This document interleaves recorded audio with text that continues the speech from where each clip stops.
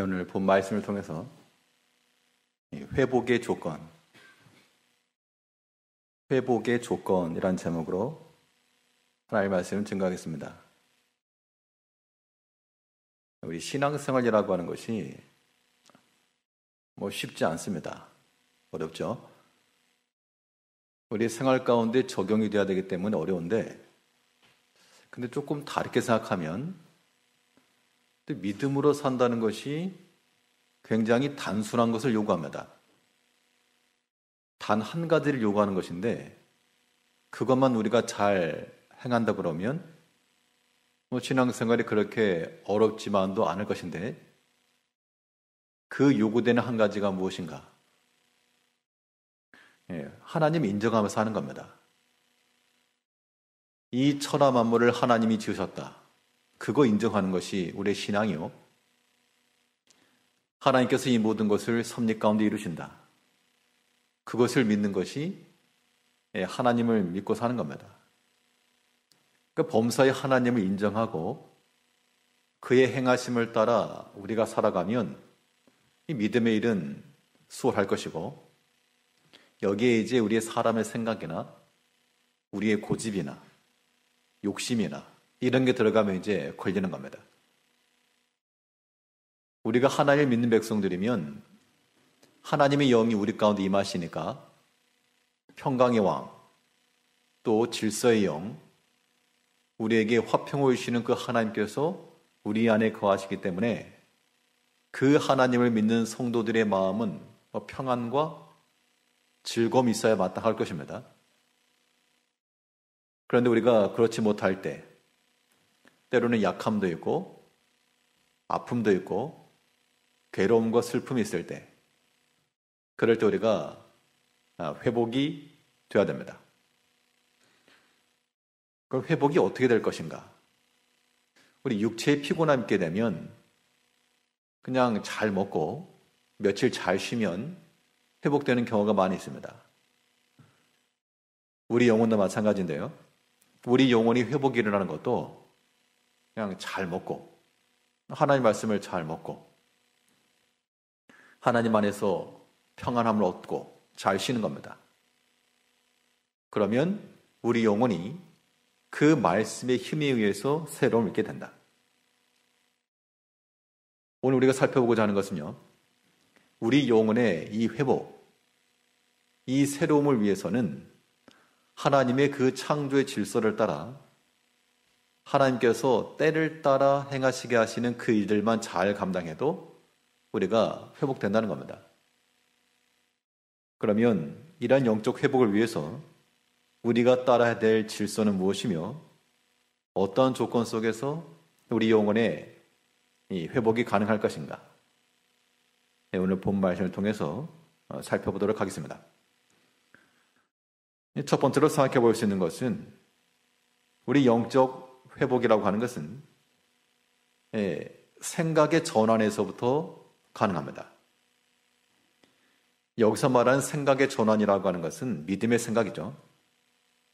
우리가 다 낙담해 있고 근심에 빠져 있고 또 마음의 격동을 받아 있을 때, 우리 마음이 평안과 안정과 그 질서로 돌이키려면 우리의 생각 자체를 믿음의 것으로 바꿔내야 합니다. 그래야지만 회복이 되는 겁니다.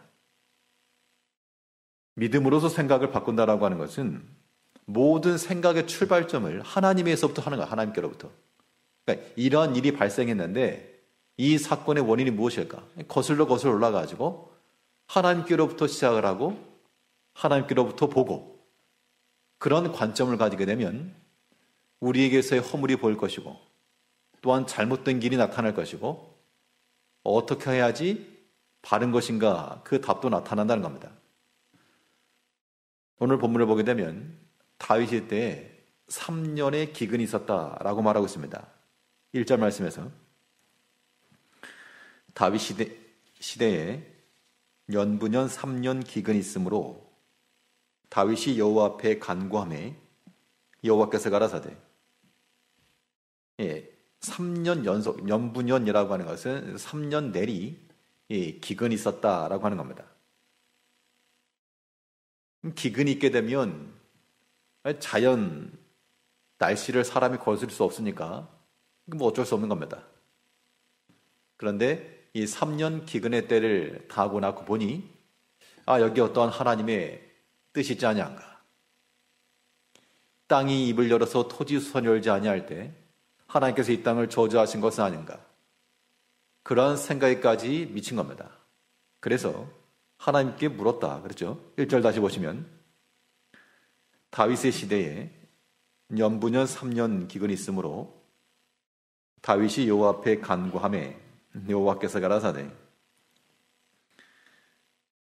이 기근의 때에 이 기근을 해결하기 위해서 우리가 할 수 있는 일이 무엇입니까? 기근이 왔다. 경제적 어려움이 왔다. 그러면 어떻게든 먹고 살아야 되니까 뭐 어디 가서 하나라도 더 일을 한다든지 아니면 더 높은 급료를 주는 곳을 찾는다든지 사람의 수단을 쓸 겁니다. 물론 그런 것이 필요합니다. 우리 생활을 해야 되니까요.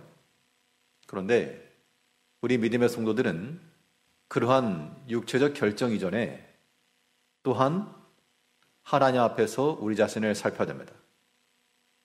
혹시라도 이러한 기근이 하나님께서 우리에게 임하게 하신 것이면 우리가 어떤 사람의 생각을 써가지고 어디 좋은 데 가서 무엇을 한다고 해서 되는 게 아니고 하나님께서 우리에게 명하시는 것 그거를 해결해야 됩니다. 오늘 본문에서 하나님께서는 그 원인을 말씀하고 있습니다.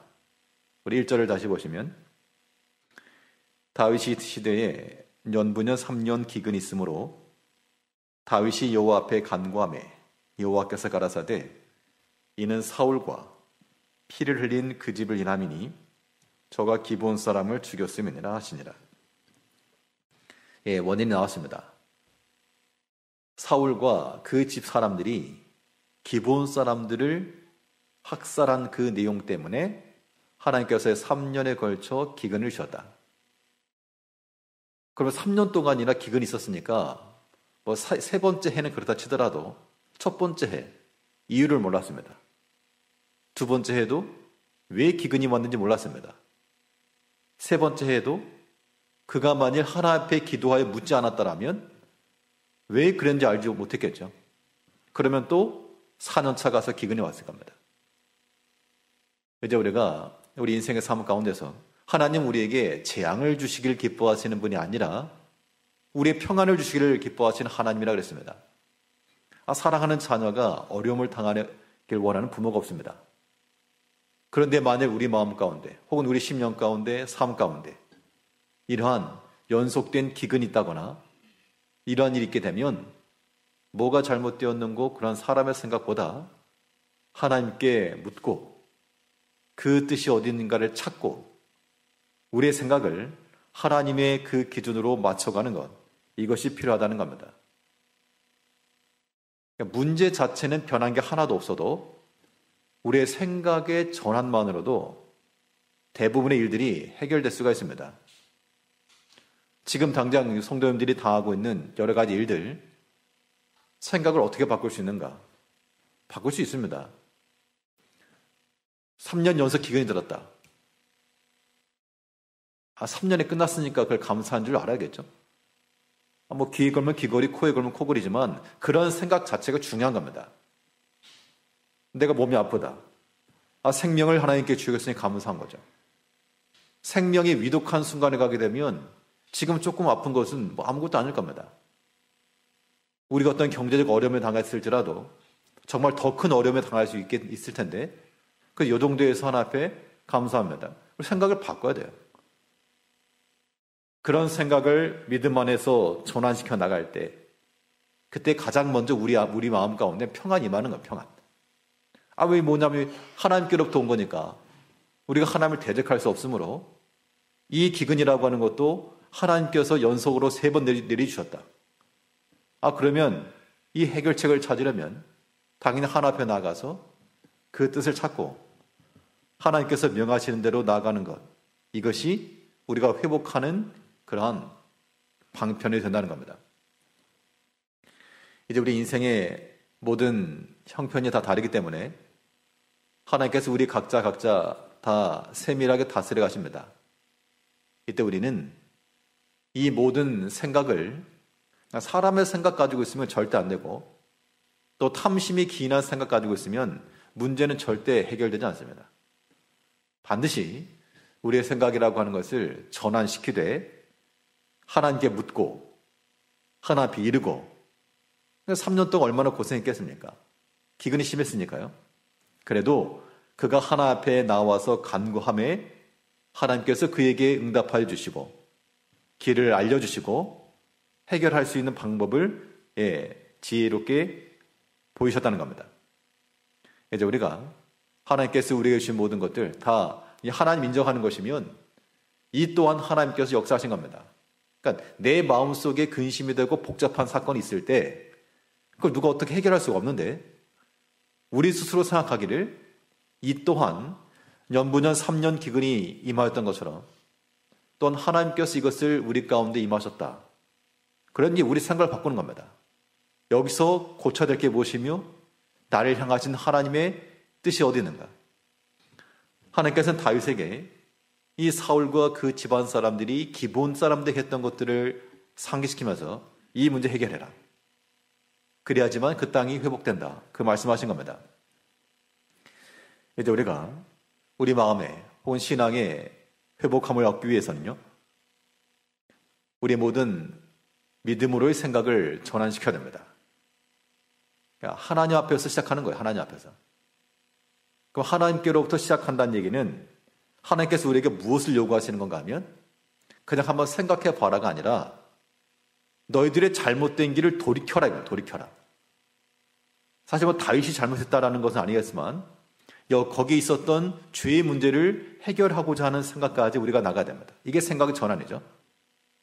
우리 마음 가운데 탐심이 있었다? 그 탐심을 제거하려고 하는 마음까지 들어와야 됩니다. 그런 생각의 변화가 있을 때 우리의 신앙적 회복이 이루어지는 겁니다.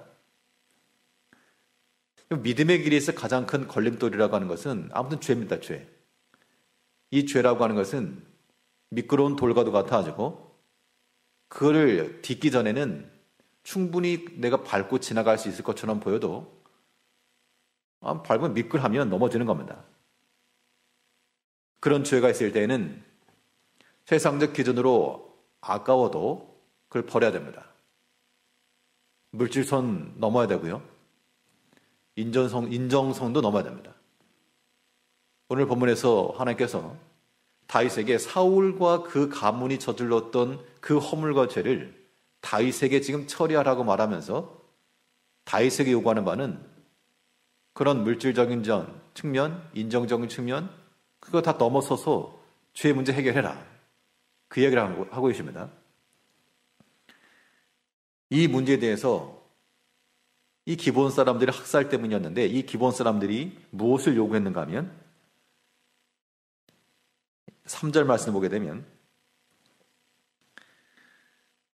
다윗이 저에게 묻되 내가 너희를 위하여 어떻게 하랴? 내가 어떻게 속죄하여야 너희가 여호와의 기업을 위하여 복을 빌겠느냐? 기본 사람이 대답하되 사울과 그 집과 우리 사이 일은 은금이 있지 아니하오나 이스라엘 가운데에서 사람을 죽이는 일은 우리에게 있지 아니하나이다. 왕이 가로되 너희의 말하는 대로 시행하리라. 기본 사람들이 요구한 것은 다윗은 아마 물질적인 것을 가지고 제시했던 모양입니다.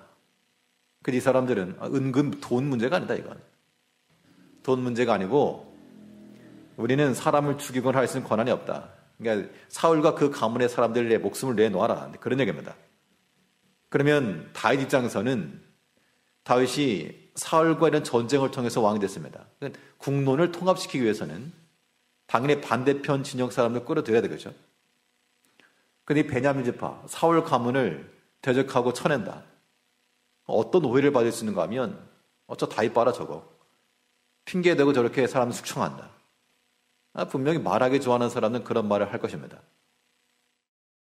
또 다윗이 사울과 비록 전쟁 가운데 그와 원수지간이긴 했지만 그 자녀들 그들을 죽음으로 내몬다는 거 그건 여간해서 인정적 측면에서는 내키는 일이 아닐 겁니다. 더군다나 다윗은 비록 정략적 결혼이라 그래도 사울의 사위가 되었고 그 딸들이 낳은 아들들이 지금 오늘 죽게 되는 장면인데요. 자기 연관된 사람들이기 때문에 그것을 선뜻 즐거운 마음으로 죽음에 내주지 못했을 겁니다. 그런데 하나님께서 말씀하시기를 사울과 그 집안이 흘린 피 때문에 이 기근이 왔으므로 그것을 해결하지 않으면 이거 회복 불가다. 우리가 여기서 한 가지 알아야 될 것은 우리가 어떤 죄악된 행실들을 가지고 있으면요. 우리가 그 양발로 양다리 걸치는 상황을 가지고 그대로 나가면 안 되고 반드시 하나를 버려야 됩니다. 근데 그 버린다라고 하는 게 쉬운 게 아니란 얘기예요. 거기에는 또 물질적 손실이 올 수도 있고요. 또 인정적 사람과의 관계성 속에서 그러한 상함도 있을 수 있고 또 오해도 받을 수 있겠죠.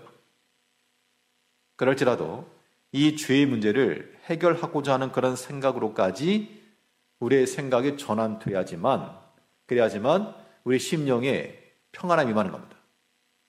그러니까 사람이 죄악된 마음과 죄악된 행실을 가지고서 평안함을 누릴 수가 없습니다.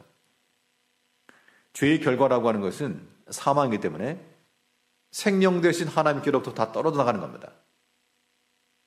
아담과 하와가 그 은혜의 동산 에덴에 있었지만 죄를 범하고 나니까 하나님 피하여 숨었다 그랬습니다. 우리 마음 가운데 떳떳함이 있고 부끄러울 것이 없으면 숨거나 그럴 필요가 없죠. 근데 무엇인가 가리운다. 스스로 숨는다. 이것은 아무튼 우리 영혼 가운데 뭔가 지금 건강한 상태가 아니라는 증거입니다. 반드시 그 원인을 찾아야 되고요. 그 원인을 찾을 때 밖에서 찾으면 절대 안 됩니다. 반드시 우리 생각의 전환을 하여 우리 안에서 해결할 부분을 찾고 또 내가 감당하면서 해결할 수 있는 부분을 찾아야지만 우리 영혼에 회복이 되는 겁니다. 성도님들의 이런 신앙생활을 보거나 여러 가지 외적인 내적인 이런 면면들을 보게 될 때 가장 즐거울 때는 기쁨으로 신앙생활 하실 때, 또 가장 근심이 될 때는 어두울 때, 우리가 우리 마음 가운데 우리 스스로의 영혼의 근심과 걱정 이거 가지고서는 우리 신앙생활이 즐겁지 않으니까 이제 우리 마음의 생각을 다 바꿔가지고요, 이 모든 것들에서 하나님 인정하시고 하나님께서 하신 일이니까 더 이상 우리가 어떻게 끼어들 수가 없습니다. 하나님 인정하는 것 그거 하나를 실행함으로써 우리의 생각의 평안함, 마음의 모든 부담과 짐 내려놓으시고요, 하나님의 그 역사하심에 우리는 오직 순종하고자 하는 그 마음을 가지고 모든 죄악된 것들은 다 해결해 나가며 버리면, 비록 가까울지라도, 다윗에게 있어서 사울의 사람이라고 하는 것은 원수 집안이었지만 또 한편으로는 그에게는 가까운 사람들이었습니다. 비록 가까운 자라 했을지라도 그 죄악된 것들을 버리고 나갔던 것처럼 이제 우리의 모든 판단 가운데서 더 유익한 것을 보시고 모든 죄는 버리고요, 오직 하나님의 은혜를 기대하며 나가는 성도님들이 되셔야 되겠습니다.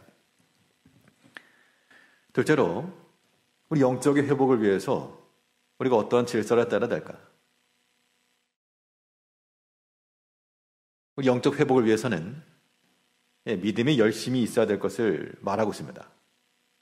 그러니까 믿음의 열심이라고 하는 것은 내가 막 열심히 낸다 그런 의미도 있겠지만, 여기서 말한 열심이라고 하는 것은 관계를 바로 세우고자 하는 그런 열심을 가리키는데요, 결국 모든 죄를 버린다라고 하는 것은 하나님과의 관계를 세워야 한다는 겁니다. 우리 신앙의 회복이 일어난다는 것은 하나님과의 관계가 바로 되는 것이죠. 우리 마음 가운데 죄악이 있다라고 하는 것은 하나님과 원수되는 것, 그렇기 때문에 죄를 버리는 것이고, 하나님께서 우리에게 주신 그 말씀을 우리가 잘 준수해 나가는 것, 이게 하나님과 우리 사이의 관계를 세워나가는 겁니다. 오늘 본문에서 이 3년 기근의 이유가 기브온 사람들에게 피를 흘렸다, 죽였다. 근데 기브온 사람들은 사실 정통 유대인들이 아닙니다. 혈통적으로 이스라엘 사람들이 아니라 이방이지, 이방. 이방인인데 어떻게 그러면 이스라엘 백성들 가운데 편입되었는가? 여호수아 시대에 이 기브온 사람들이 위장을 해가지고 하나님의 군대가 건너온 소식을 듣고 위장을 해서 우리가 먼 곳에서 온 것처럼 해서 화친하게 청합니다. 그렇게 해가지고 그때 물론 여호수아가 속아서 화친했지만 하나님께서는 이 백성들을 너희 경내에 함께 머물게 해라. 그래서 혈통적으로 이스라엘은 아니었지만 그 이스라엘 경내에 함께 머물렀다는 겁니다. 즉 이 기브온 사람들이 이스라엘에 거하면서 하나님을 섬긴 것은 이거는 혈통적으로 보면 너희는 우리와 함께 할 수 없다. 자격이 안 돼. 그랬지만 하나님께서 그걸 인정하신 거거든요. 하나님께서는 인정하시고 받아들인 건데 사람이 그것을 버렸다는 겁니다. 그러니까 사울이 그럼 왜 기브온 사람을 해야 했을까? 이것은 여론을 위해서 여론. 그러니까 이스라엘과 유대 사람들의 마음을 얻기 위해서 하나 타겟을 정해가지고 때린 겁니다. 그 당시 그러한 일들을 통해서 애국심이 고취, 그 다음에 어떤 강력한 리더십, 이런 것들을 보일 수는 있었겠지만, 근데 하나님께서 인정하신 것들을 버린 겁니다. 우리가 하나님 말씀에 대해서 어떤 수비적인 자세가 있고 공세적인 자세가 있는데요. 우리가 보통 하나님 말씀을 순종한다는 것은 어떻게 표현하는가 하면 하나님 말씀을 잘 지킨다. 하나님 말씀을 잘 지킨다라고 하는 것. 지키는 게 중요하죠. 근데 지킨다라고 하는 것은 어떻게 보면 약간은 소극적 의미일 수 있습니다. 물론 행실에 있어서는 적극성이 있을지라도 지킨다. 여기서 우리가 좀 더 공세적 입장을 취한다 그러면 하나님의 말씀을 이룬다, 성취한다. 그런 마음으로 우리가 바꿀 필요가 있습니다. 그러니까 주의 말씀을 지킨다 했을 때 못 지키면 어쩔 수 없고요. 그런 뜻이 아니고 이 말씀을 내가 성취하고 이뤄낸다. 또 사람의 결심이나 뜻을 따라서 뭘 하겠다는 건 아니지만 이 하나님 말씀에 대해서 어쩔 수 없지요라고 하는 거예요. 핑계라고 하는 것들을 아예 차단하고 이 말씀을 이루겠다라고 하는 굳은 결심과 결의, 이런 것들이 우리 가운데 필요하다는 겁니다. 예수님께서도 이 십자가의 사명을 들고 이 땅에 오셨지만 그 마음속에 아버지 뜻대로 되기를 원합니다라고 하는 그런 마음에 적극적 공세의 자세가 있었습니다. 어쩔 수 없죠. 그렇게 얘기 아니었고, 사람들이 반대하니까 어쩔 수 없죠. 이게 아니고, 비록 시험이 있었고, 어려움이 있었지만, 하나님의 뜻을 이루길 원하시는 그 적극적인 마음,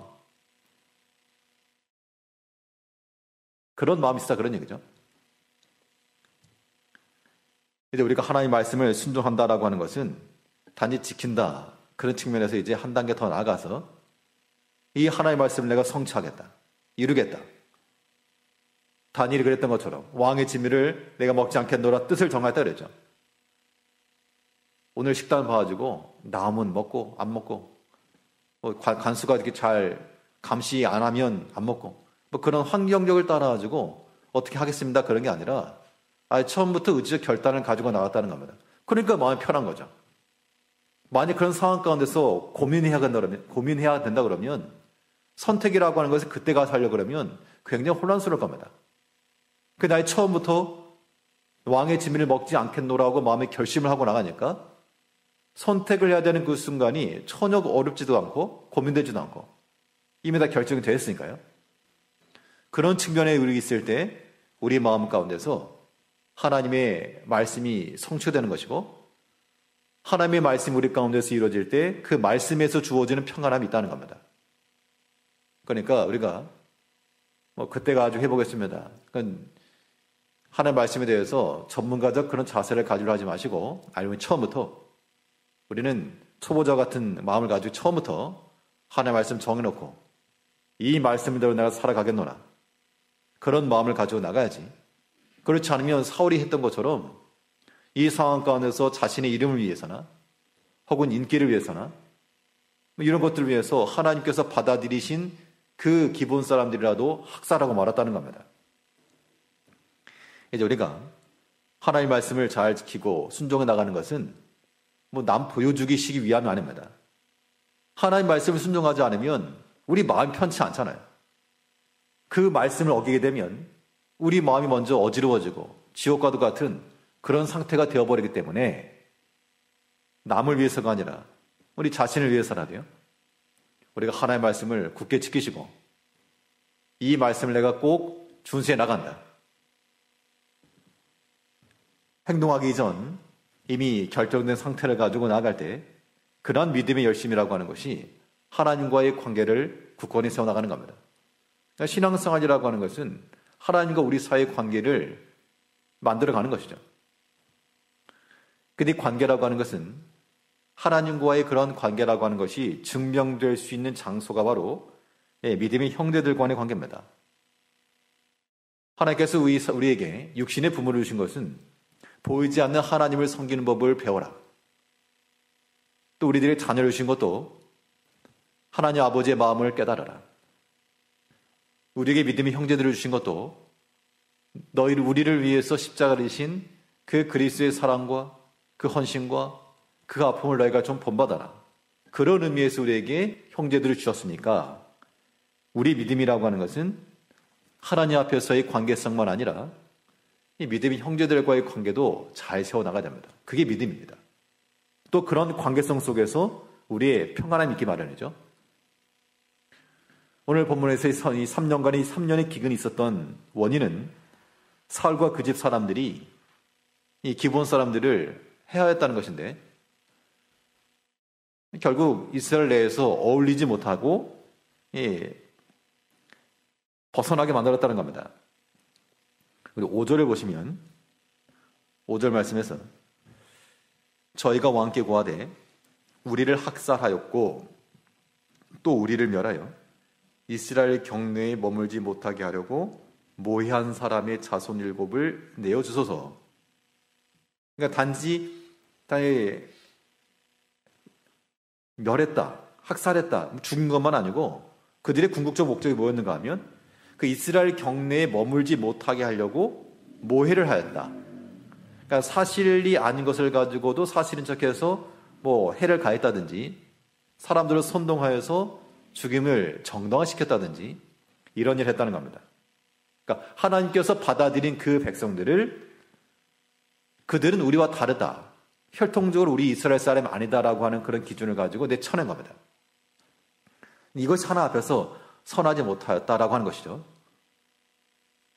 우리가 오늘날 이 사울과 그 일행들처럼 하나님께서 받아들이신 이 기브온 사람들을 해하거나 모의하는 일을 한다. 그럼 굉장히 우리는 조심해야 됩니다. 우리 혈통적으로는 우리가 다 이방인들이 하지만 우리 어떤 하나님 믿는다 했을 때 먼저 믿은 자가 있고요. 또 나중에 믿은 자들이 있고 그러니까 신앙적인 지식이 많으신 분이 있고 또 지식이 좀 없어가지고 믿음이 약한 분도 있습니다. 그러면 이 사울이 이 기브온 사람들을 모의하고 했다라고 하는 것은 이스라엘 경내에 머물지 못하겠다는 얘기죠. 들어오지 너는 안 된다. 쳐낸 겁니다.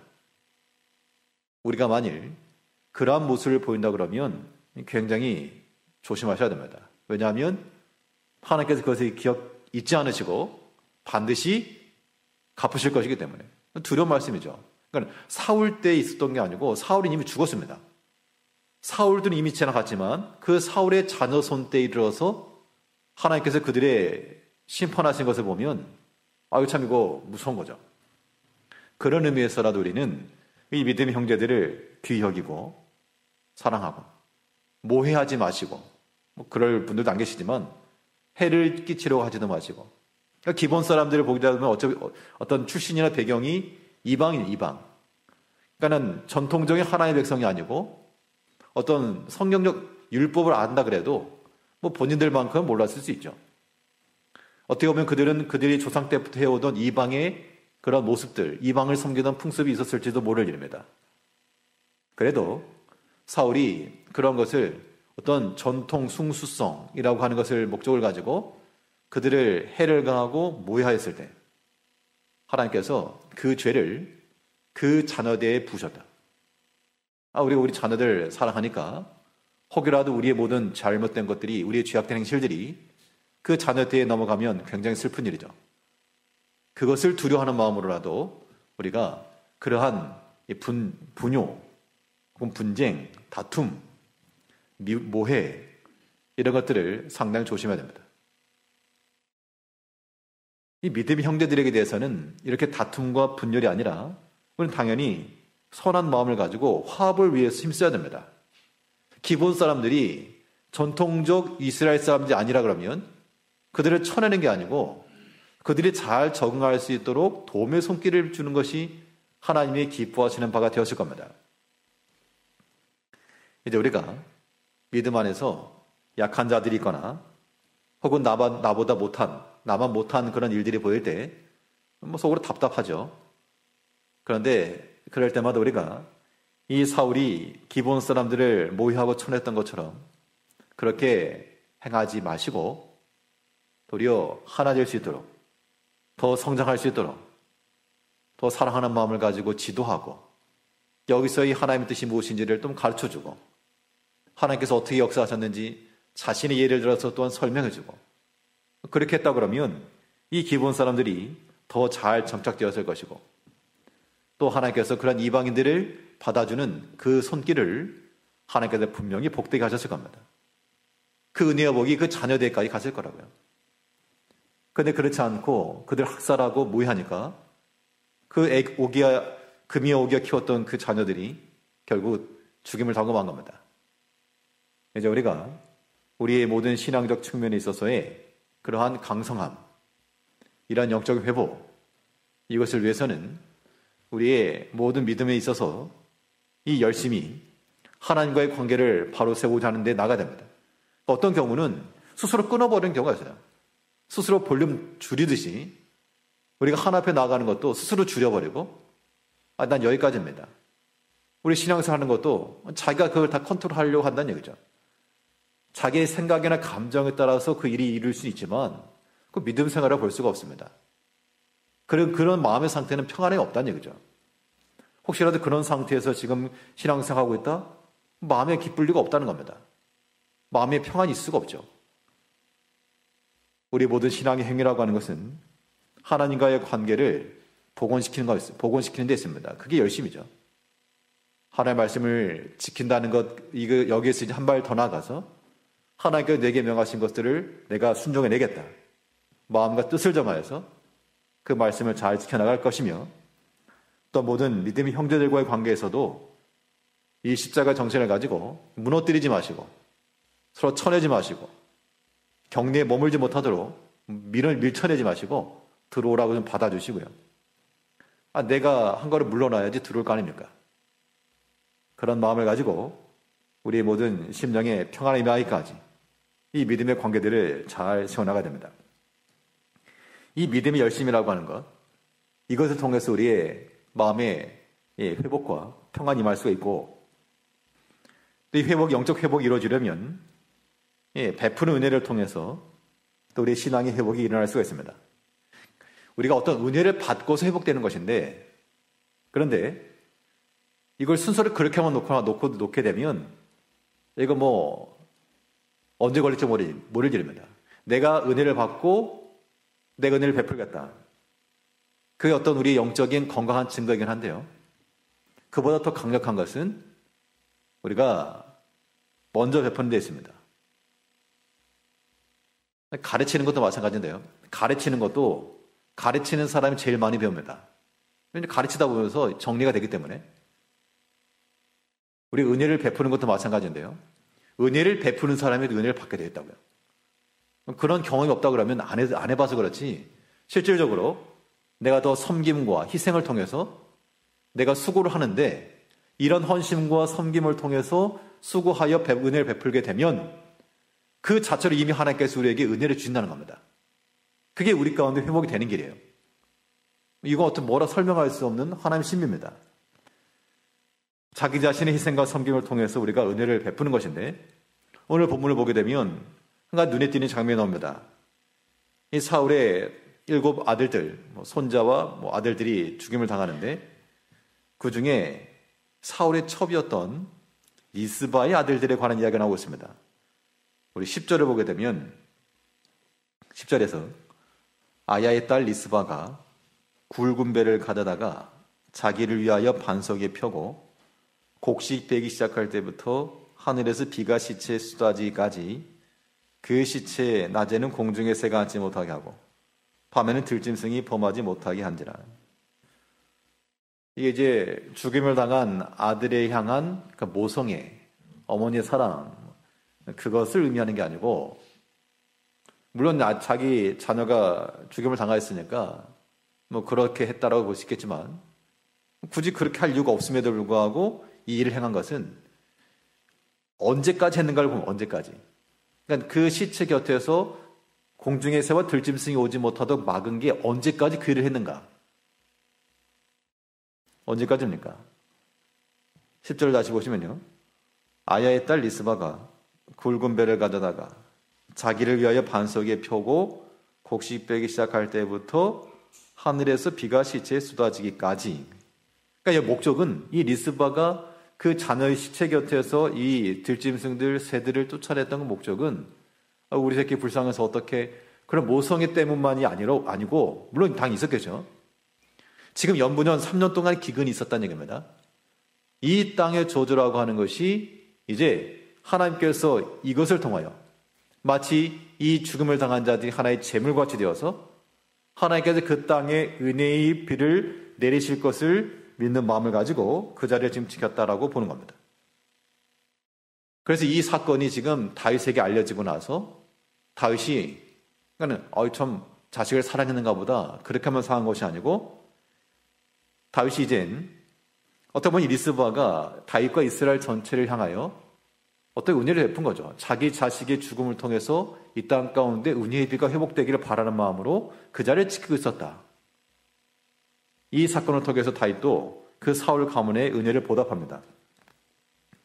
12절에서 11절부터 보게 되면 이에 아야의 딸 사울의 첩 리스바의 행한 일이 다윗에게 들리며 다윗이 가서 사울의 뼈와 그 아들 요나단의 뼈를 길랏 야베스 사람에게서 취하니 이는 전에 블레셋 사람이 사울을 길보아에서 죽여 벳산 거리에 메어단 것을 저희가 가만히 가져온 것이라. 다윗이 그곳에서 사울의 뼈와 그 아들 요나단의 뼈를 가지고 올라오매 사람들이 그 달려 죽은 자들의 뼈를 거두어다가 사울과 그 아들 요나단의 뼈와 함께 베냐민 땅 셀라에서 그 아비 기스의 묘에 장사돼 모두 왕의 명대로 쫓아 행하니라. 그 후에야 하나님이 그 땅을 위하여 기도를 들으시니라. 리스바의 행위라고 하는 것은 단순한 자식을 잃은 슬픔일 뿐만 아니고 하나님께서 이 땅 가운데 은혜를 베풀어 주기를 바라는 그런 마음인데 그 자기 자신의 자녀의 죽음을 하나의 재물 삼아 하나님의 은혜가 임하기까지 그 자리를 지켰다는 겁니다. 그러니까 다윗도 지금 이 기근 때문에 이런 일들이 벌어지고 있는 것인데 그 리스바의 어떤 하나의 마음을 본 거죠. 그가 그 슬픔 중에 행하였던 그 행위를 듣고 리스바가 먼저 은혜를 베풀어 준 겁니다. 또한 다윗도 그 받은 은혜에 대한 보답으로 은혜를 베풀어 주었습니다. 그래서 우리가 베푸는 은혜라고 하는 것은 우리 자기 자신의 희생과 섬김을 통하여 먼저 은혜를 베푸는 게 필요하고요. 또 받은 은혜를 기억하여서 보답하는 마음으로도 은혜를 갚아야 됩니다. 그래야지만 우리 마음에 평안함이 있게 됩니다. 그런 심령 속에는 하나님께서 반드시 회복함을 주시게 되어 있습니다. 하나님의 은혜를 받으면 우리 마음이 평안함 가운데 회복이 되고 그 은혜를 받는다라고 하는 것에 대한 그 보답으로 또한 은혜를 베푸는 일에 힘을 쓸 때 은혜를 베푼다는 것은요 반드시 자기 희생 들어가야 됩니다. 자기 섬김이 들어가야 돼요. 교회 생활도 마찬가지입니다. 우리 하나님 앞에 은혜를 받기만 원하지 은혜 베풀 줄 모른다 그러면 그것은 받은 모습이 될 수가 없습니다. 은혜를 받은 자들은 그 은혜를 받은 증거는 또한 그 은혜를 내어놓은 데 있습니다. 그 방식은 자기 희생과 자기 섬김이다. 그래서 우리가 이 베푼 은혜를 통해서 우리 심령의 평안과 하나님이 주시는 그런 은총을 가지고 우리 영적인 회복함에 이르려 한다는 겁니다.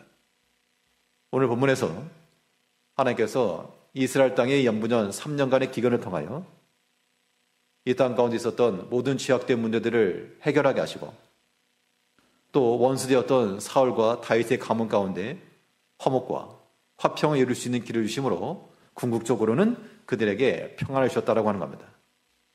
이제 우리가 우리 마음 가운데 여러 가지 죄악된 것이 있으면 그거 하나 앞에 가져가서 해결하시고요. 이 모든 것이 하나님께로부터 임하였다.